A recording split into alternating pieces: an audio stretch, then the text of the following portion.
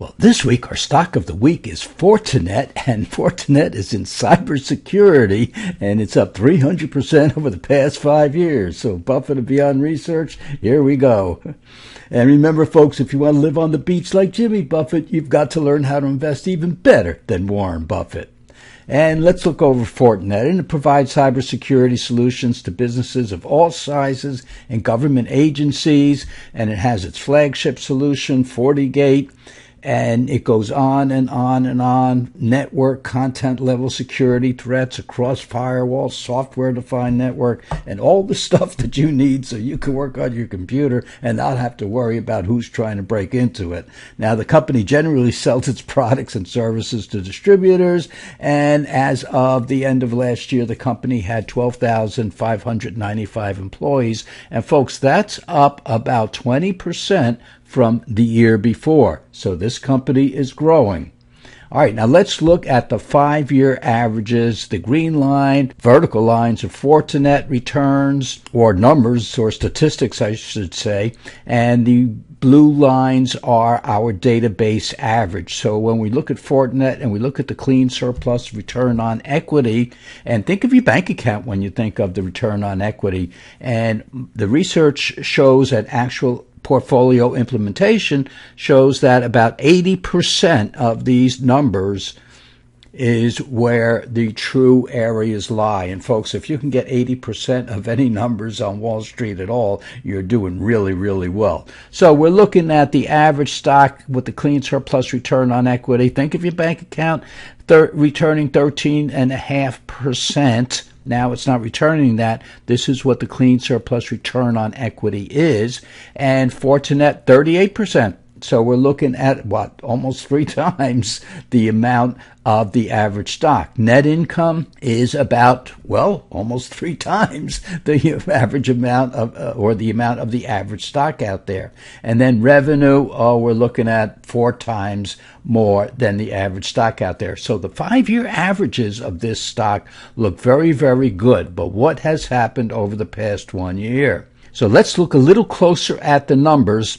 And what we want to show is that this number for 2023 had been $1.30, and now it's $1.35, and this is per share, of course.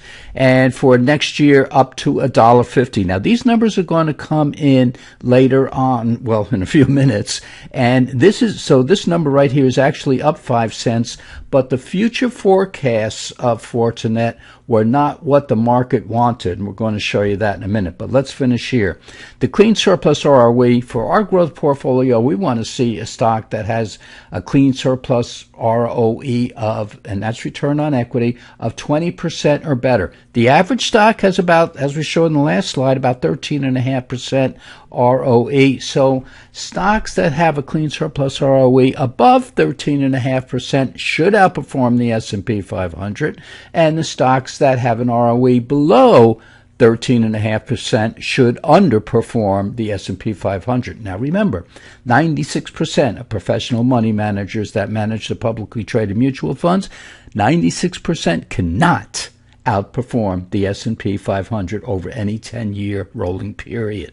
Okay, let's get over here to retention rate. Retention rate 100%. What does that mean? It means that Fortinet is taking all the money it's making and putting it back into itself in order to grow. Now, here's where the company fell down a little bit. It lowered its numbers for the fourth quarter of 2023 and a little bit for 2024. So these numbers have gone down. You can see the average 5 years of net income, 33%, but we can see that for next year, the end of this year, 2023 and 2024, that number has come down. That's profitability. Revenue growth has come down. Revenue growth, and I hate to make fun of this, but the reports say revenue growth will only be about 18 to 19 to 20% for next year. Folks, any stock that has a 20% revenue growth year after year is really okay in my book and everybody else's book too. So the revenue growth is not as high as the 5-year average, but it's pretty good. Now, years to pay debt, and this is Warren Buffett's rule of thumb is he says if a company takes all the money it's making and uses it to pay off debt, how many years would it take to pay off that debt? His rule of thumb is 5 years or less. Our rule of thumb is 3 years or less. Well, this company can pay off its debt in less than a year. So we don't have to worry about interest rates going up and then Fortinet having to refinance their debt, because when the company has a lot of debt and interest rates are going up, not quite a good situation.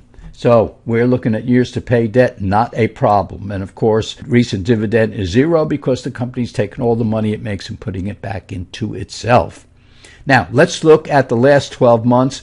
Black line is the S&P 500, and we can see Fortinet was just flying high and then all of a sudden dropped down when it came out with the news that things were going to slow down. And so the market took it on the chin, and gee, for the last 12 months, now, that is not year to date. This is the last 12 months, the last 1 year. This stock is up only about 22% right along with the market. Poor baby, I know.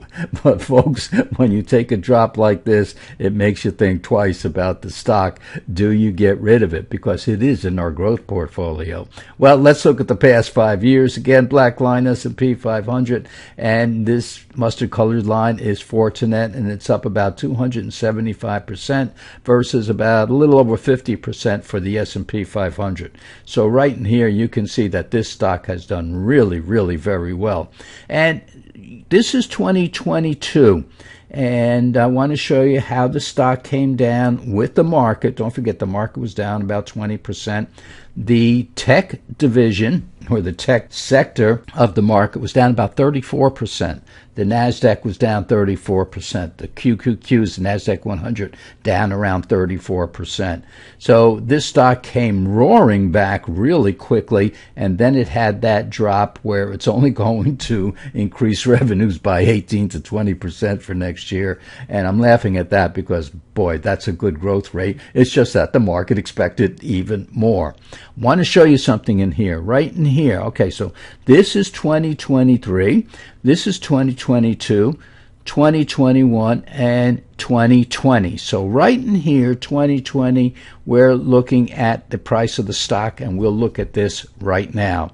Here's the price of that stock, around $30 a share at the high point.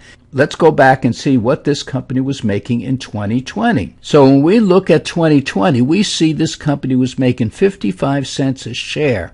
And when we look at 2024, by the end or sometime toward the end of 2024, it'll be making almost 3 times the amount that it made in 2020. Now let's go back to this slide again. Okay, so if it was making, it's going to make, if it holds the projections, 3 times the amount it was making here at $30 a share, then this stock should be selling for about $90 a share right now.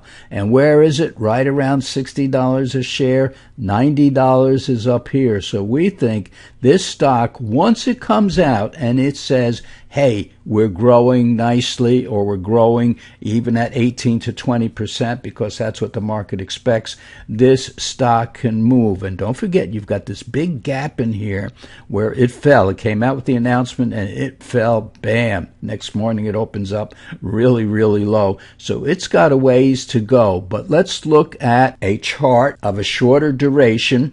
Now the red line is a 200-day moving average. The blue line is the 50-day moving average. And when the 50-day moving average crosses over the 200-day moving average, it's called a death cross. And it's called a death cross because things are not going very, very well.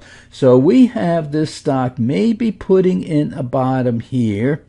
And in fact, these bottoms are rising. And you can see right in here, these lines going down. It means during the day, this particular stock went down and then closed near the top. Over here, same thing. The stock went all the way down and then came back and closed near the top. And there's a name for this in technical analysis. But this is what we're looking at right now. So this stock is definitely trying to find a bottom in here. And are we buying more for our portfolios? We are dipping our toes in because we already have this stock in our portfolio. We like being up almost, 275% over the past 5 years. That's very, very nice. And we think this stock is going to go up and fill in this big gap. And we want to see this blue line start to turn up. And we have some other shorter indicators. So if you follow our daily newsletter, we will let you know when this is giving us a buy signal, because some of the indicators not shown here are starting to look much better than they have been looking over in this period here. And the intermediate term indicator down here is starting to give us a signal that it wants to rise, and the black line has crossed over the red line, and these are moving averages. But the problem is that when the market goes down, or when the stock goes down, these vertical red lines in here, that represents, or those lines represent the volume when the stock closes down for the day. And you can see more red lines and higher red lines. So there's more volume on the downside than there is up on the upside. And the upside is represented by the gray lines. So we want to see some gray lines in here, and we want to see those gray lines increase, like back in here. See how this rally went up, but of course it ran out of steam. But that's the type of thing that we will be looking for as this stock turns around. So we have to be patient with this to add more to our portfolios, because this stock, everybody needs cybersecurity, folks, and the government does too. And this company sells its wares, its spywares, to the government as well as individual companies. So we like Fortinet. We don't like it right here this second, but we will be getting into this stock more, because as the business economy picks up, more people will want to spend on Fortinet. So, okay, folks, stay tuned, follow us, and we'll let you know when the time is to get in, because we watch all these indicators and the volume. Fortinet, a good stock for the future, folks.